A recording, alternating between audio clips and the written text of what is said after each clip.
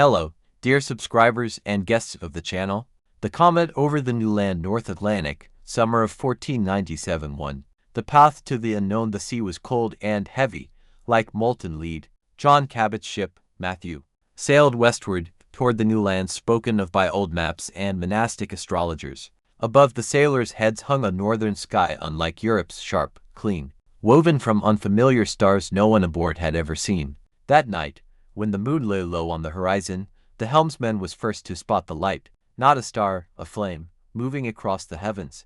At first it looked like a fleeting spark, but then it began to trail a long silver path behind it. "Look," Cabot shouted, "that's no falling star. It's rising." By dawn, the light was still there, a faint streak at the zenith. A comet. There were no formulas or orbits then, only intuition. Some sailors crossed themselves, some whispered prayers, and others recalled old legends of tailed stars, omens of death. Cabot remained silent. Inside, he felt not fear but a strange calm. He knew that every discovery of land begins with a discovery of the sky. 2. The voice of the shaman thousands of miles to the west, in deep forests wrapped in mist. An old shaman of the Beothic tribe sat upon a rock, listening to the sky. His name was Mixon, meaning he who hears the rain. He did not watch the heavens with his eyes, he listened to their breathing.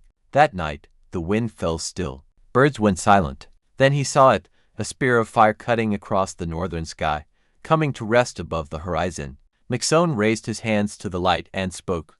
"The great road has opened. The seas will rise, and the earth will bear a new name." The tribe gathered around the fire as he explained that the star with the tail was no threat, but a sign of passage. "When the heavens breathe this way," he said, "something ancient in the world awakens." 10 days later, as foretold, white sails appeared in the east. 3. The light over Terra Nova. Weeks later, Cabot's ship reached the shores that would one day be called Newfoundland. There, beneath the northern sky, the air was so clear it hurt to breathe. The stars looked larger, closer than in the old world. On a rocky headland, the sailors saw the comet again. Its tail now stretched across a third of the sky, glowing with a soft blue light. The local people, whom the explorers met on the coast, watched it calmly. Among them stood the same old shaman. Through an interpreter, he said, "It is neither good nor evil. It is the breath of the great sea. When it returns, the earth changes its skin." He drew a spiral in the sand, the exact curve of a comet's tail. Cabot, a pragmatic man, still felt this was no coincidence. 4. A letter to Bristol back in England, he recorded in his logbook.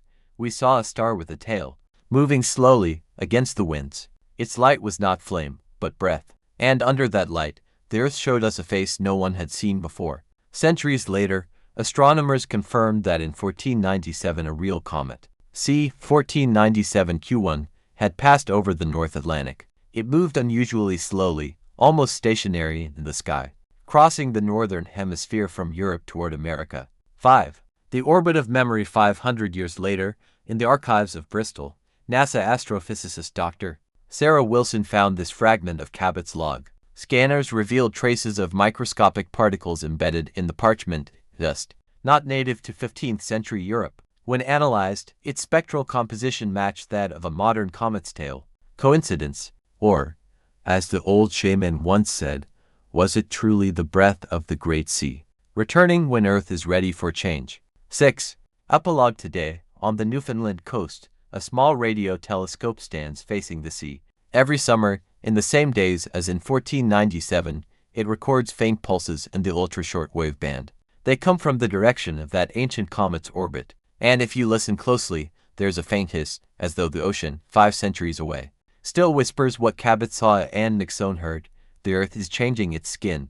Again. Follow the posts, ask questions, and share your impressions. See you on the channel. Watch my channel, like and subscribe. You will learn a lot of new and interesting things.